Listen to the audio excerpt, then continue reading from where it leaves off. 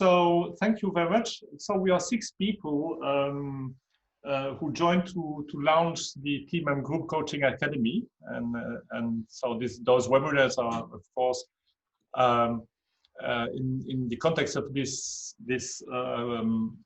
journey. And we are 6 people, and I think our journey is special because, first of all, we don't find trainings of group coaching or team coaching. And also the other thing is that we are 6 people with very different backgrounds that we want to join in this journey. And so the 6 of us will just propose on a webinar one of our main domains of expertise. And of course, in the journey, we will offer the training, it will be integrated. So it's not about the frameworks. So tonight we have Quinan. Perhaps one word about you. Hi, yeah, I just joined, sorry, I was a bit late. Yes, so my first name is Quinan, and I'm a coach, and I do video coaching and team coaching, a lot of team coaching in all type of different organizations, private and public organizations, mainly international types. And so I'm very, very happy to be part of this team to launch this program this fall, and we've been working very hard together for nearly a year now, to launch this very exciting program here. So here we are. Thank you. I hope we'll see you again, in the real one, because it's something very nice for all of you. Thank you, Quinan. Hugues? So yeah, so I'm one of the 6, I can say it like that. I'm also a coach and a facilitator. I've been trained in the LCA. It was the 2nd or 3rd session of the LCA at that time with Quinan. So I know LCA, I know Pierre-Jean and Eliane and Ellen in the group of 6 for the Team and Group Coaching Academy training. In fact, I come with my pet of collective intelligence and participative governance. So I know what you are speaking about, and I hope you will find some help in the dynamic spiral, because yes, it could give you a way of looking to the people and looking how the people are reacting to that kind of change. So I hope you will enjoy the session today and find some answer maybe of your question, or help at least. Thank you, Hugues. So my name is Vincent.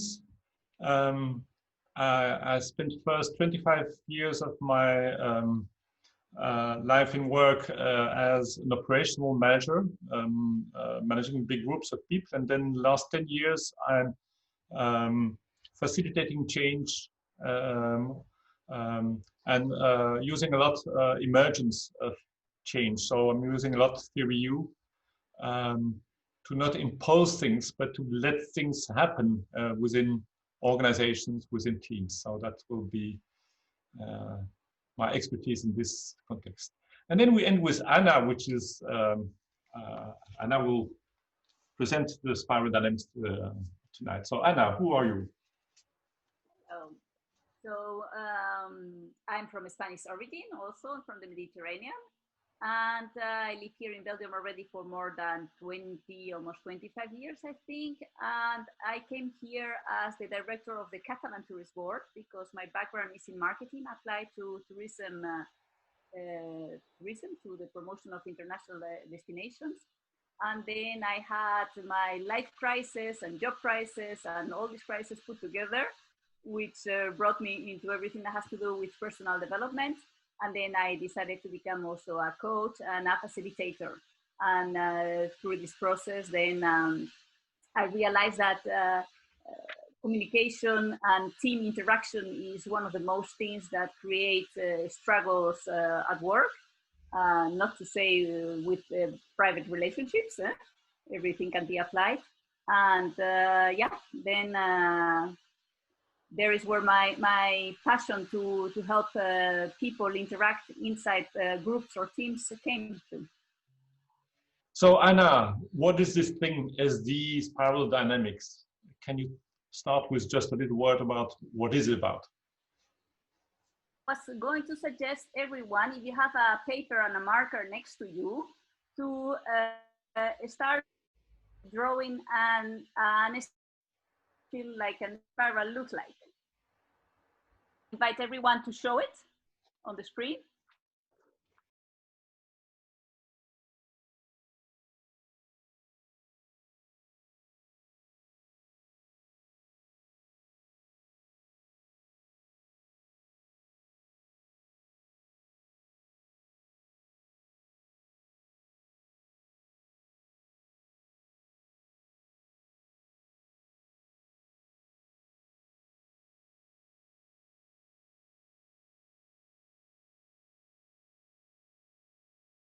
Because some people have drawn it like from the top or the bottom, like a flat spiral, and some people had shown it and draw it as if you see it face frontal. So I wonder why do you think that psychological theory has been represented through a geometric figure? Do you have any idea of what does a spiral mean to you? Growth. It means growth to me. Growth. Okay. Yeah. Growth. Okay.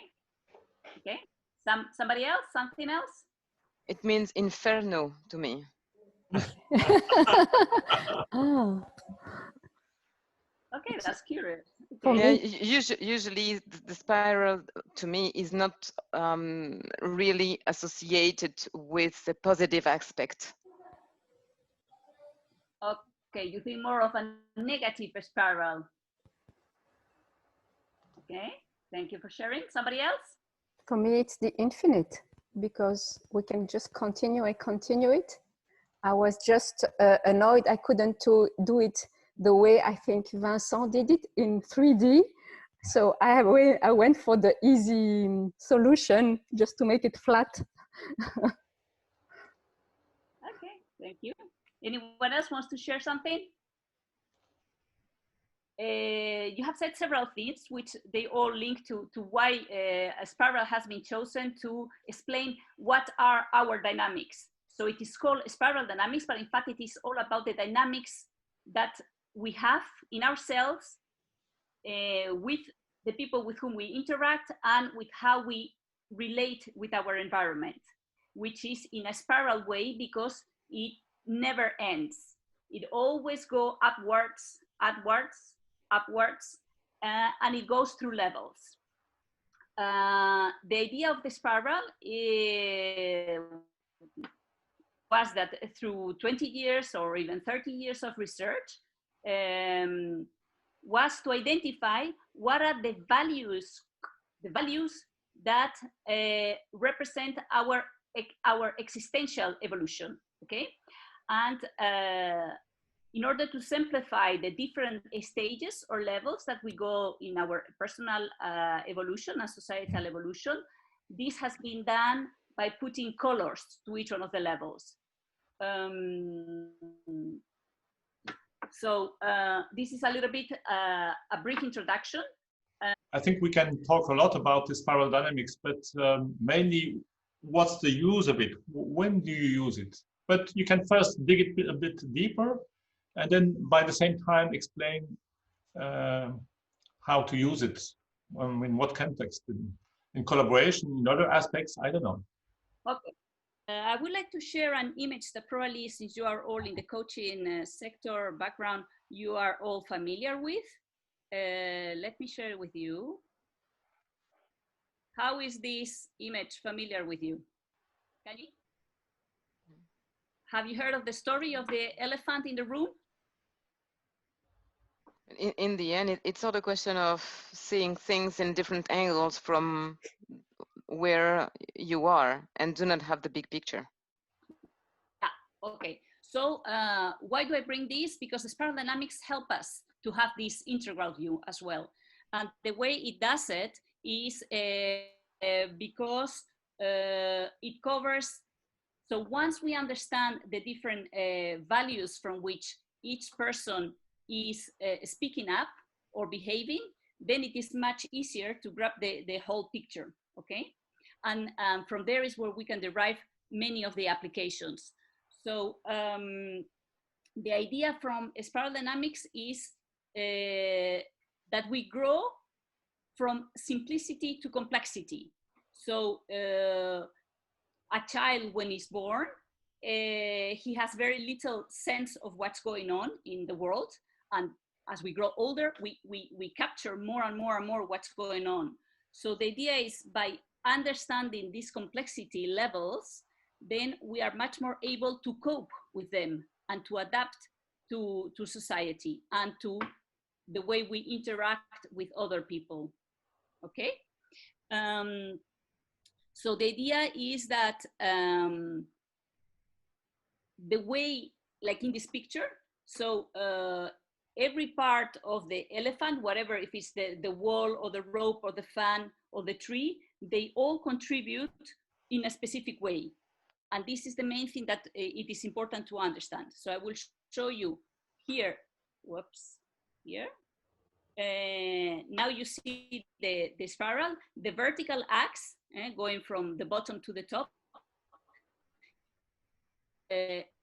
showing this level of complexity. And the idea is that we move from one level to the other one, and each level induces that we are able to cope with more complexity. Normally the way I explain this is by helping people drawing a lifeline in your life and realizing how you have been struck in life by key events in your life. And first of all, we can do the exercise right now. Think of your life and think of maybe one or two events in which you have made a big change in life. And then I leave you some seconds to think about it.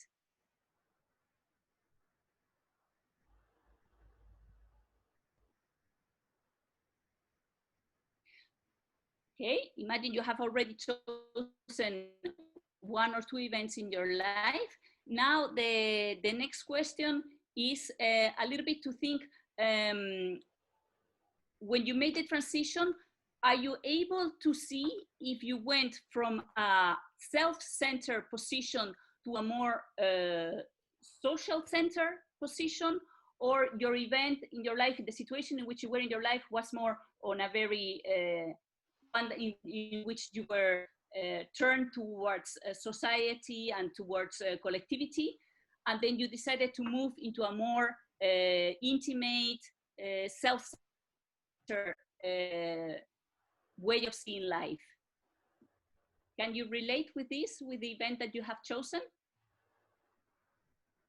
The reason why I asked you to reflect on this, maybe now we're going a little bit fast, but the reason why I invite you to reflect on this is because as you see in the image now on of the spiral, the levels on the left represent the moments in life where we have been centered in ourselves. And the moments on the right is when we have sacrificed ourselves in order to be more, let's say, externally focused, okay? So this is one of the principles in which the spiral dynamics is based, which says that we go like in a pendulum movement from self-centered to self-sacrifice. And the moment we understand the different stages of these levels, then it helps us a lot to understand when we are trying to collaborate with somebody or to communicate with somebody. If I understand the level from which this person is talking to me or is behaving, then it will be much easier to find the gap in between us and see if it's possible that we collaborate. Because with spiral dynamics, what we say is we move stage by stage. This is also one of the principles. So for example, in terms of a collaboration in a company, if you have people in one team that is one, for example, in the blue level, the authoritarian, and there is somebody else that it is in a green level, for example, more communitarian, it will be difficult for these two people because they are too far apart from each other in order to collaborate. So Anna, can I make here just a question, because I understood from Dimi that she is busy with an integration. So what you're saying, if in the integration in her company, if one company is more authoritarian and the other one is more achievist, that would make collaboration complex in the merger process. That's what you're saying. And that's one of the advantages of using spiral dynamics in this kinds of context, yes? Yes, that's it. So definitely, some of the advantages are really that it can be applied to anything. So the psychologists that developed it at the beginning did it more on a sociological process, the analysis, but then afterwards it has been applied into geopolitics, it has been applied to businesses, when it has been added to coaching. Because the benefits in coaching is that it allows to have a multiple perspective lens. Increases our action repertoire. So the moment we are able to identify ourselves from which level of the spiral we are believing, and therefore we are acting, and we try to position the person in front of us at the level from which this person is talking, then it is much easier to realize, okay, how are we going to meet? Either the other person moves down on the spiral, or I try to understand what's going on and what is the trigger that is pushing me to try to connect with and collaborate with the other person. So in fact, this model, it really helps to provide a language to talk about very sensitive topics. And as you know, in collaboration, it's all about sensitive topics, no? Okay, do you have other... I have a question. Yes, go on, Leticia. So, how is that different from the DISC model? Yeah, I knew you were going to start. So normally DISC or Enneagram or MBTI, they are more about psychological personality typologies. This is not at all about typologies. It is all about, we call it a code of, a system of codes. So for each level, there are several characteristics that compose this code level.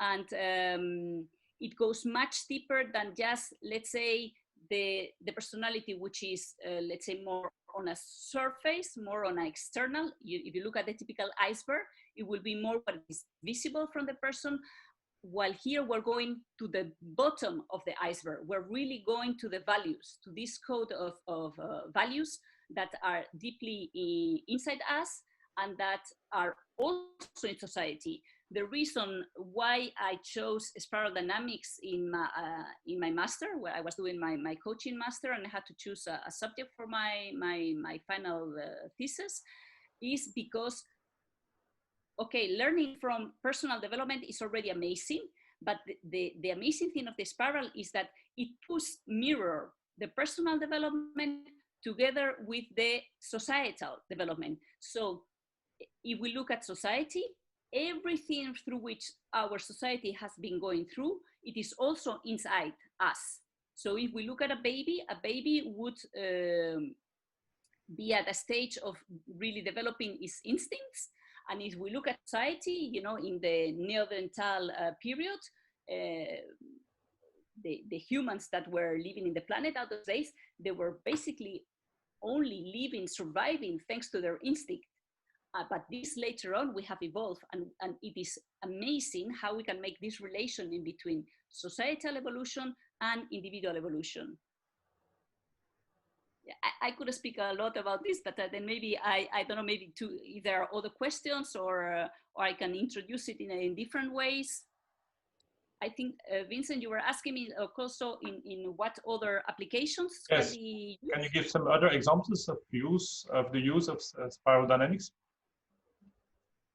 Sure. So mainly it is used in management, in relations of management styles, with leadership, in decision making. For example, in a company, if you have to decide about recruitment or about a project, or deciding about a budget, for example, of course, with meetings. So the idea is that by understanding how the spiral dynamics is, it helps us to deal on how we can introduce alignment inside the company. Normally, let's say like classical corporate organizations, they focus mostly on, okay, these are the procedures and this is what the company wants to be done, and then the behavior. If there is a match in between what has to be done and the behavior of the employees, which is mainly focused on something very external. While thanks to the spiral dynamics, what we are able to do is also to look in a much deeper, much internal stage, and then make the link in between what is the culture of the company, so what are the values in the company, and then what are the values, what are the real intentions in each one of the persons, in each one of the staff working for the company.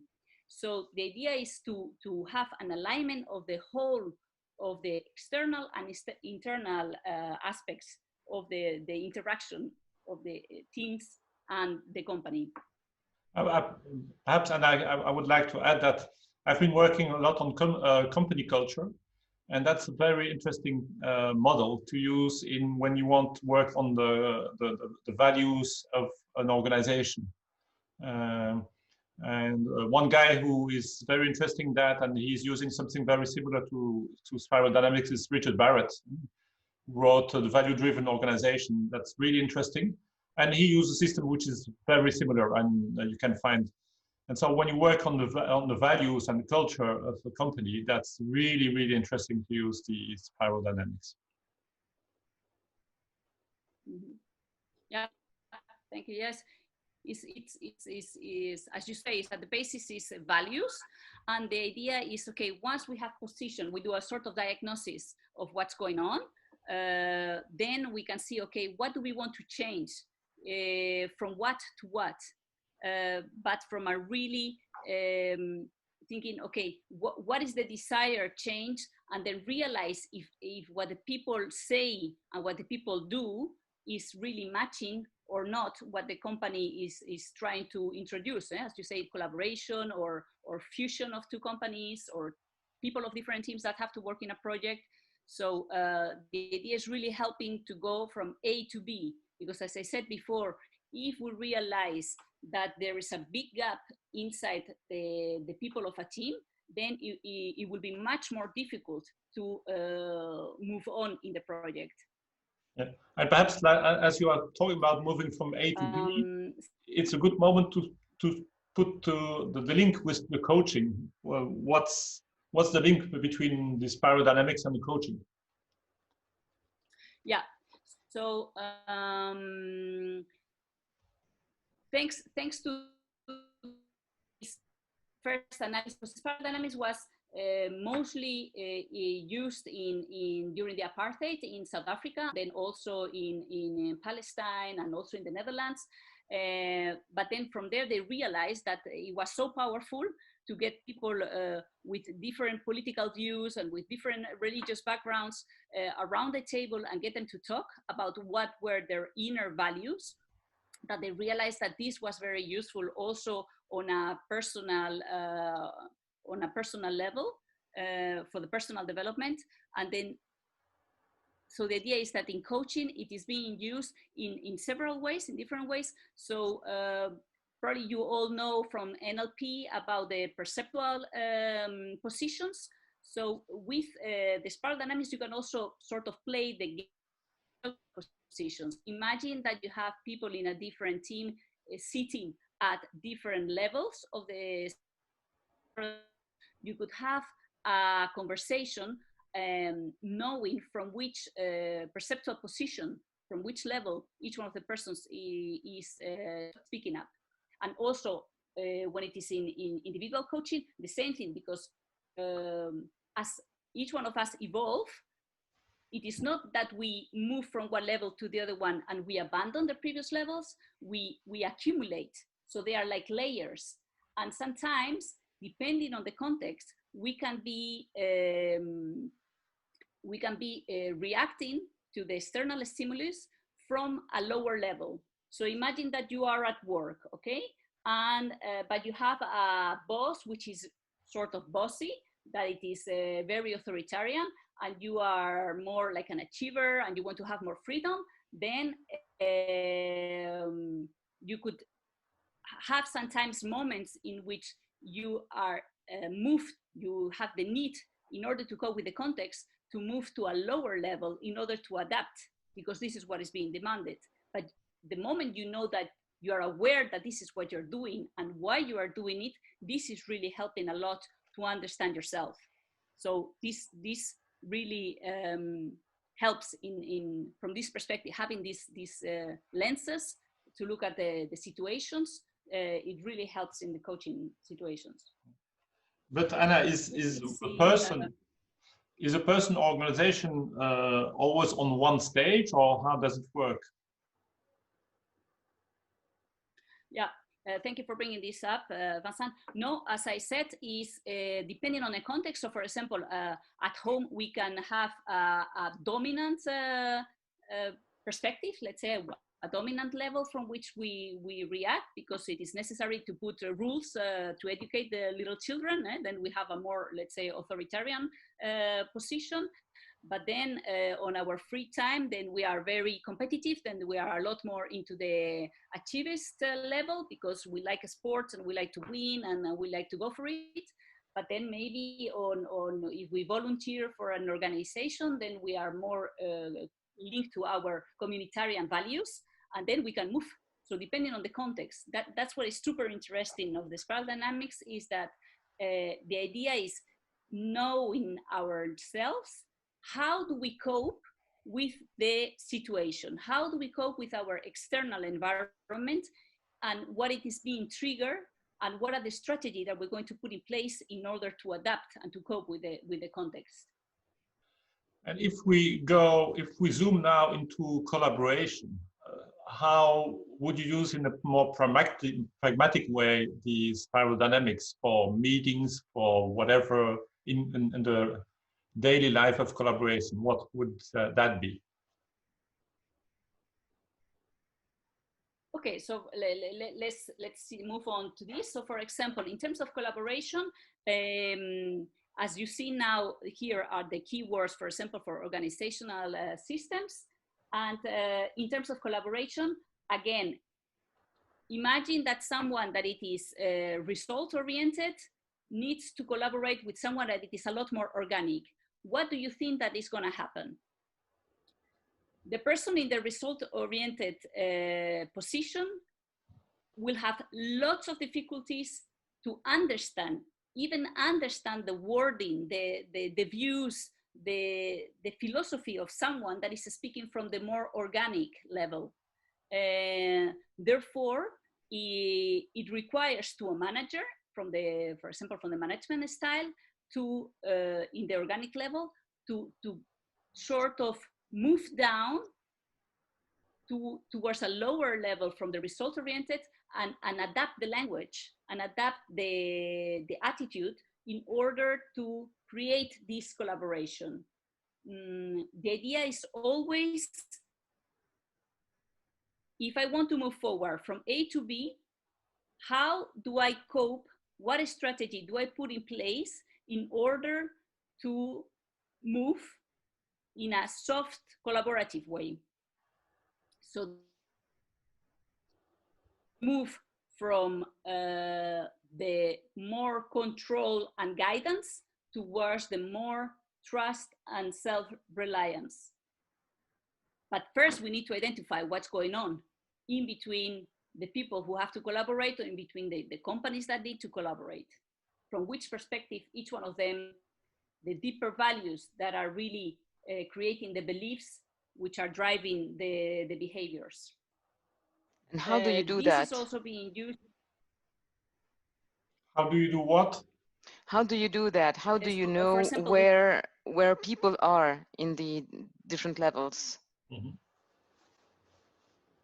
Okay, so so each one of the levels, today we don't have the time, but each one of the levels has many different, they are described by several characteristics, and this code of values, they are really defined, and the idea is, from the way, imagine we would have a conversation, from the way and the questions I would be asking you and your answers, I would be getting a feeling of what are your values, from which perspective you are talking. That's what I was saying before, like, you know, you would be, let's say, sitting in a chair with a specific color, and I will try to see if I can get you to move to other chairs if you feel comfortable sitting in another chair. If you don't feel comfortable, is that you have not, let's say, integrated the values of that chair, and then it is not yet possible for me to talk to you in the language of that chair, because you have not yet experienced this. It's like life has not put you in an environment, in a context in which you had to internally develop your own strategy to cope with the new context. So normally what is being done is by assessments, which are done in companies also, which show what is your center of gravity. Normally we speak of center of gravity. Imagine your center of gravity is egalitarian, the green one, and the rest of your team is maybe in between organic or result-oriented, or some of them, they are hierarchic. And the idea would be that each person will do this assessment, and then we will have also a group assessment, and then everybody will be able to see where the gap is. And from there, we will move on to understand each other and to see if there is a willingness to move to the center of gravity of the team. And how we do it is by understanding, doing exercises, and applying different methodologies in order to, via workshops, in order to get the people together. And the main thing is to open up the conversation, to put in the table what's going on, where are the difficulties, what are the fears, and by this, creating more, let's say, human connection in between the people of the team. And one other way, which is interesting to have a view on that, is to look into the performance process, or salaries, etc.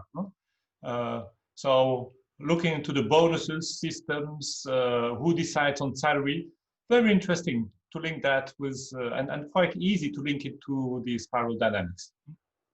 And it's it's also a very personal thing for the people. So how do you measure performance? What's the bonus practice? Interesting. So you see, you have different ways. Perhaps Anna, can you give some examples of how you used it in a more personal way? I mean, I know that you are using it in different contexts. Can you talk a bit about it? Yeah, so yeah, for example, there is in this organization, it's a small organization of a team of 4 people, and they were interested in growing, and they were afraid of saying, okay, but if we grow, are we going to be able to have this familiar, good connection that we have in between the team, etc. They were really afraid of losing on how to preserve the, let's say, the culture of the company. So what we did is, we have little time to do it. So they really accepted to go on the assessments. We did the assessment to find the center of gravity for each one of them. And then we had individual sessions with the team, with each one of the members of the team, in order to, you know, to help them understand, to see if they agree with what came out of the assessment. And then through a workshop, a collective workshop, then we had several exercises also with the body, like putting people in a room with the different colors of the levels of the spiral in the room, and with embodiment, help them to see, okay, so how do you feel knowing that you are now standing, for example, in the result of your job are really focused on results, and how do you feel? Is it something with which you feel comfortable? Have you ever been able to express this inside the team, that you feel comfortable or you don't feel comfortable? Do you need help? So the idea was to each one of them, move them from one level to the other one, to let them sense and feel how was it. And the fact of positioning them in each one of their gravity centers and realizing where the differences were, it was really insightful. They said, oh, wow, I never realized that we were so far apart from each other. Or some of us, they said, oh, wow, I did not know that we were so much in common. So through these embodiment workshops, it really helped all of them to put the issues on the table, to open up, and to, among them, also find ways of, okay, I in this situation, I would rather like to do this like this, or I prefer when we talk in this manner. So this really helped them to put up their values, to see how much on a daily life they do and live on these values.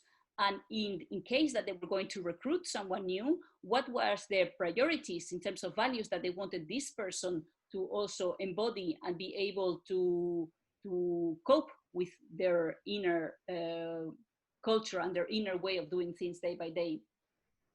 They were really happy with this workshop, because at the end they came out to so many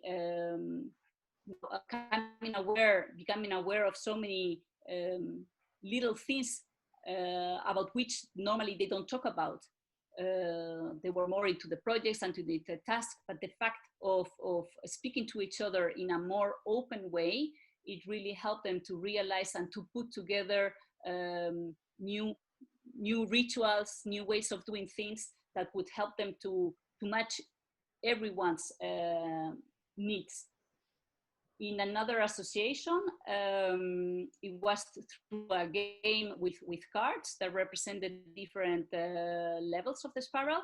And there it was also interesting because there were a few people who were very much into the purple level, which is the more paternalist level, more informal, more like being part of a family. And many other, they were mostly oriented into the results oriented level, the orange.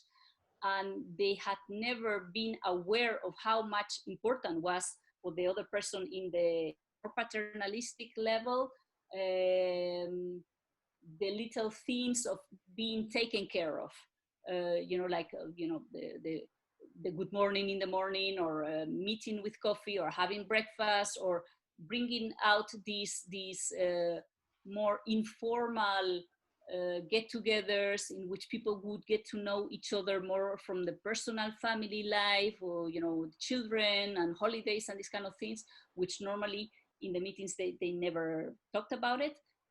But the people they were more, the gravity center was in the result-oriented level.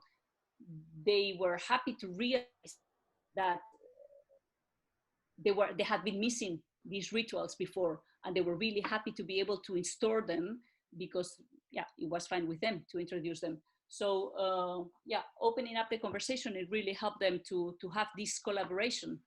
So at the end, collaboration is basically mutual understanding and accepting that we are all different, and there is always positive in the difference.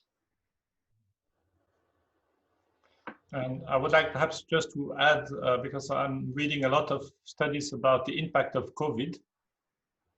And that's also really interesting that because people were forced to switch completely to home working, that you see for the moment an evolution which is forced in many aspects to more reliance, trust, etc. You see there on the bottom of the slide. So to something more egalitarian and not only result oriented. So it's really in the current context, I think that more than ever, using spiral dynamics can help if you're coaching people, organizations in what is happening today.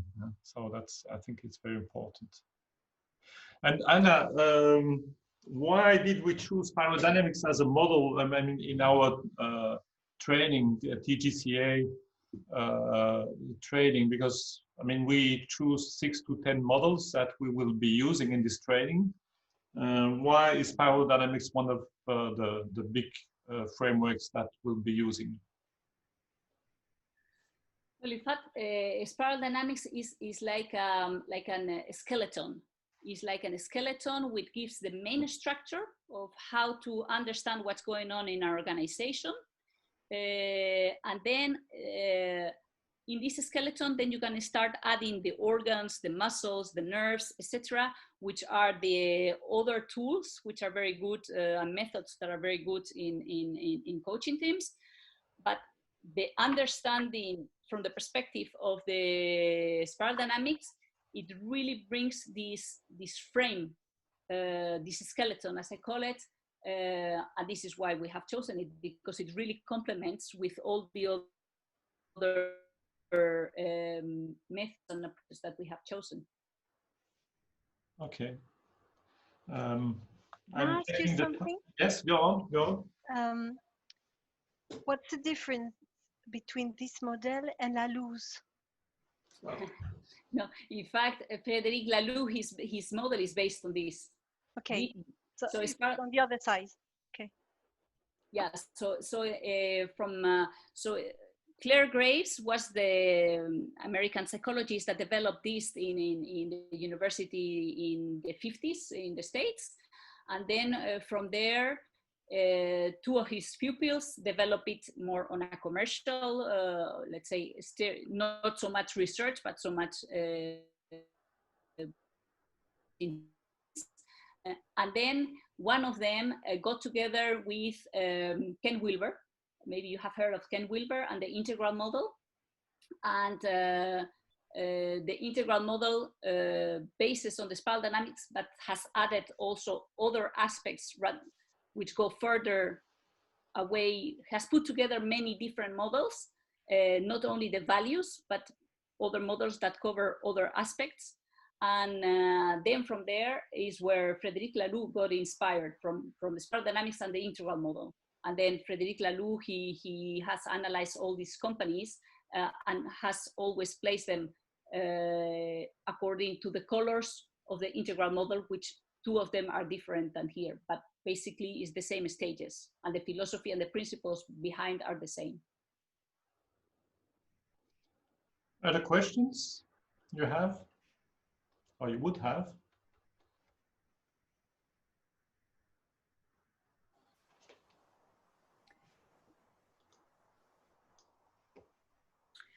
So maybe I see we have only, maybe I don't know if we have time, but it would be maybe a little exercise, like for example, if can each one of you position yourself in the spiral, for example, in terms of decision making.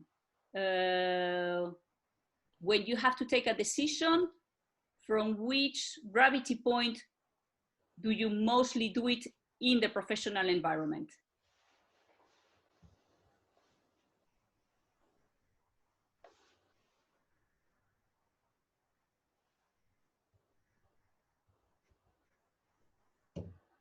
Really depends on the topic. Okay. I can wear many hats.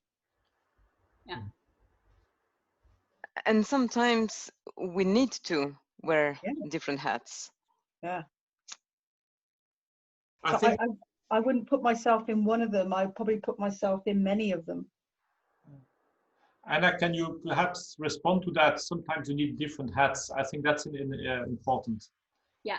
So as I said, normally we have a gravity point, but we all have all the levels, because as I said, these levels, they are like layers in us, like the skin. There are different skins in our body, and we don't lose them. We integrate them and we transcend to the next upward level. Mm-hmm. So if the situation requires us to use something from a previous level, because we have integrated, we can definitely do it. The problem comes when the context outside us requires us to put in practice something that it is the first time that we are experiencing, and in our records we don't know how to cope with it. We struggle, and there is where the coaching comes. You know, I don't know how to do this. I'm being asked to do this, and I don't know. I don't know where internally, where are my resources. And then this is where we try to find out from previous levels what are other resources that can push you and can help you to move forward. Yeah. But as you were all saying, yes, we depending on the context, we cope with the context from a different level. Mm-hmm. But most of the problem in the companies come from, I see that my personal life is taking me to more egalitarian views of society, to respect of the planet, to we are all equal, etc. And maybe you're working in a company which is maybe a public administration, or it is in a religious institution, which everything is very hierarchical. And then you, at a certain moment in your life, until now you were able to cope with it, but at a certain moment in your life, you start realizing, no, there is some friction. There is something here that doesn't really match with me. Mm-hmm. My guts tell me that there is something that is not matching. And then is when it is important to realize, okay, what it is exactly that it is not matching. What is outside and what is inside? And then, okay, what are your choices? And then we move on with the whole process of coaching. Huh? Yes, and choices, sometimes it's difficult if you're egalitarian to go back to result-oriented. And perhaps it's interesting to, as a last topic, to say a word about first tier and second tier values, if you want, because that's just so important in this aspect.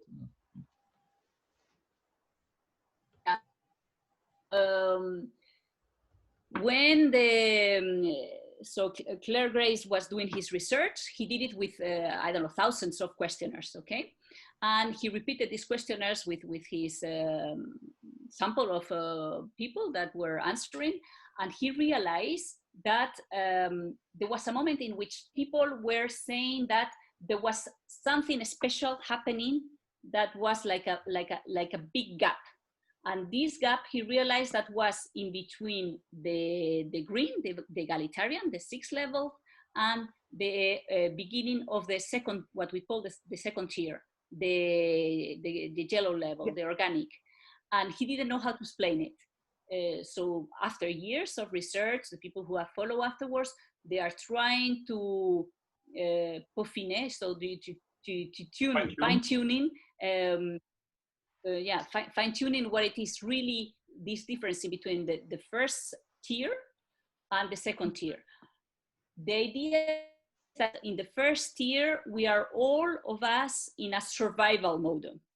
And after a certain moment, you know, life helps us to understand that in our existential levels, because we have been coping with so much complexity, we are able to see things in a more global, systemic way, which is what it is identified with the organic level.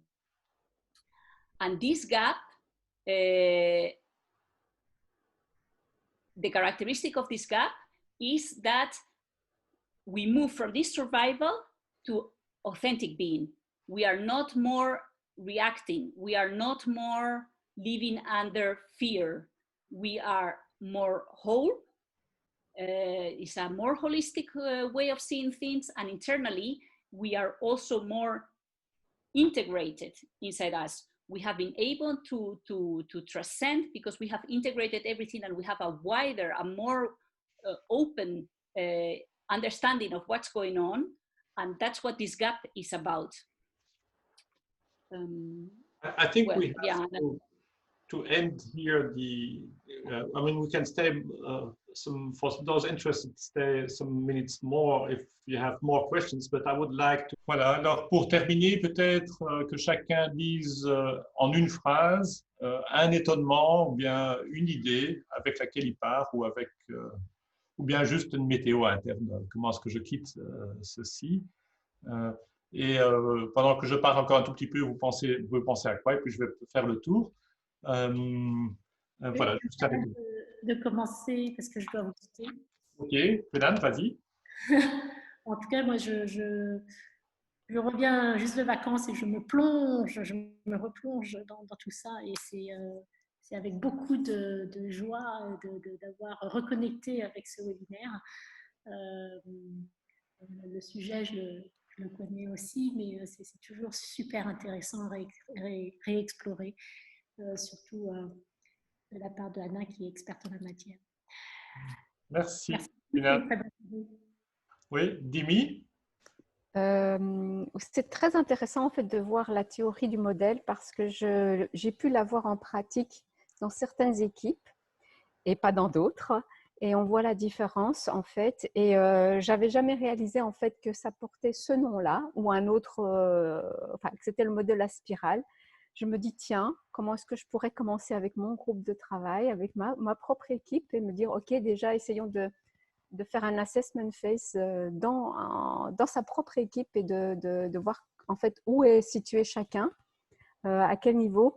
J'ai déjà une idée de où j'étais et les conflits dans lesquels j'entrais avec certaines personnes et je me suis dit tiens, ça serait vraiment bien de l'identifier verbalement avec un modèle qui dit oui, ok, on est là et maintenant comment est-ce qu'on travaille ensemble ou comment est-ce qu'on parvient en fait à absorber un changement d'organisation et quel sera le processus interne par lequel il faudra passer pour y arriver. Merci. Donc oui. Merci Dimi. Hélène? Moi, je suis en réflexion parce que forcément, quand on rentre dans l'univers de la gouvernance collaborative, le modèle vers lequel on tend, il est très très clair. Hein. Donc, on sait vers où on va. Ce que cette session m'a permis de comprendre, ou de me rappeler, c'est qu'en définitive, le microcosme des groupes que l'on va avoir à gérer sera tout à fait à l'identique de cette spirale. C'est-à-dire qu'on va retrouver des gens qui sont à tous les niveaux et de faire en sorte de dire, tiens, moi, dans l'accompagnement, comment est-ce que je peux faire en sorte d'aider les gens à franchir les niveaux et arriver à ce niveau. Et j'avais jamais vu le modèle comme ça, je l'avais vu par rapport à son approche holistique de lecture du monde, et de l'évolution des organisations et du monde, et soit personnellement, mais je l'avais jamais transposé dans une dynamique de groupe et c'est ce que cette session m'a permis de faire. Merci. Merci Hélène. Laetitia? Oui, moi j'ai noté un truc pendant le webinaire, je me sounds like a dream. Quand je compare un peu, quand j'essaye d'analyser les différentes dynamiques des différents groupes avec lesquels j'interagis dans mon environnement professionnel, ce qui ressort assez fréquemment, c'est manque de collaboration, manque de communication, et c'est extrêmement difficile pour moi. Maintenant, quand je mets sounds like a dream, ça veut dire ça va être assez compliqué, je pense, d'appliquer ça. En tout cas, on ne va pas changer le monde, hein, mais comme disait Dimi, en fait, je pense que la première étape, ce serait déjà de voir où est-ce qu'on en est dans mon team, comment est-ce qu'on fonctionne maintenant, comment est-ce qu'on a envie de fonctionner et qu'est-ce qu'on fait pour y arriver. Voilà. Première étape. Okay. Voilà. Donc, merci. très chouette, merci. Merci Laetitia. Hugues? Oui, heureux d'avoir pu participer au webinaire parce que j'ai beau avoir lu, j'ai beau avoir déjà entendu, j'ai beau avoir beaucoup discuté sur la spirale dynamique. c'est clair que à chaque fois que c'est quelqu'un d'autre qui en parle et à chaque fois que c'est des questions différentes, on a un regard différent sur ce qu'on peut faire avec la spirale. C'est vraiment très, très, très, très riche. Et Hélène, Anna et moi, on fait partie d'un même collectif de facilitateurs et on travaille en gouvernance participative entre nous. Et c'est pas toujours simple, même entre nous, hein, en toute transparence, alors qu'on est dans le métier, alors qu'on connaît les choses. Donc voilà. Et c'est très intéressant à plusieurs reprises, Anna, j'ai regardé certains événements de ces derniers mois au travers de ce que tu disais. Et en fait, c'est vraiment une grille de lecture qui est très, très intéressante. Ça ne résout pas tous les problèmes, bien évidemment, tout comme tous les outils de profilage personnel ne permettent pas à chacun de résoudre tous ces problèmes avec tout le monde. Mais par contre, c'est une grille de lecture très, très intéressante. Et ce qui est surtout très intéressant derrière, c'est, comme tout le reste d'ailleurs, hein, comme le disque ou autre, c'est de mettre de la transparence, un maximum de transparence sur les choses. Parce que c'est surtout cette transparence qui permet aux gens de voir ce qui se passe et pourquoi ça se passe. Et c'est le premier pas. Et donc, merci pour ce regard, Anna, ce soir. Je vais faire mon check-out parce que je vais laisser Anna le dernier mot. Merci beaucoup, Anna. C'est agréable de t'entendre surfer sur cette matière complexe, d'aller à gauche, à droite, en bas, en haut. C'est un vrai plaisir. Et je suis intéressé par les questions. Et évidemment, c'est bien d'avoir ce modèle-là, mais la réalité est toujours très compliquée. Et moi, je sais que ça m'aide, ça a été un changement d'avoir appréhendé la vie dans des organisations par la spirale dynamique. Donc, c'est toujours un plaisir de rafraîchir ça. Merci beaucoup, Anna. Et Anna, je te laisse le dernier mot alors. Voilà, donc moi, comme dernier mot, merci d'abord d'avoir été là présent. Et je voulais faire mon mot d'adieu en fonction de la spirale dynamique. Donc, par exemple, en lien avec la formation. Par exemple, si vous vous posez la question de est-ce que j'ai l'intérêt de suivre cette formation ou pas, par exemple, je l'ai mis en anglais. Donc, hey, that's a good idea because that is how my father would have done it. Ça serait quel niveau de la spirale? This is how my father would have done it. Donc, évidemment, ça c'est le niveau paternaliste, donc les mauves. Hein? Hey, that's a good idea because it suits me right here, right now. Yes. Ça serait lequel? Ça serait le rouge, celui qui est pour l'action, qui a le courage, qui a besoin d'action tout de suite au moment. La suivante, ça serait hey, that's a good idea because it conforms to the rule of law. Donc, voilà. Selon les règles, je me suis dit que je dois me former et que pour pouvoir faire l'accompagnement des équipes, je dois suivre une formation spécialisée en équipe. L'autre, en aura, ça c'est personalization and objectives. Donc vraiment, Laura, c'est parce que je parle à moi-même et ma propre ambition individuelle et qu'est-ce que je vais poursuivre. Et après, en vert, ça serait because we have reached consensus on it. Donc, la dernière, c'est because it is the most functional approach. Donc, voilà, l'idée de servir à une fonction et servir à une mission plus large, d'être visionnaire, ça permet d'avoir une vision, une compréhension de tout ce qui se passe beaucoup plus large.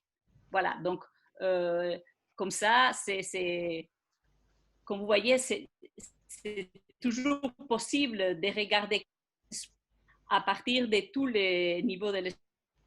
Donc, je vais regarder avec plein d'amour et plein de joie de vous avoir ici ce soir avec nous.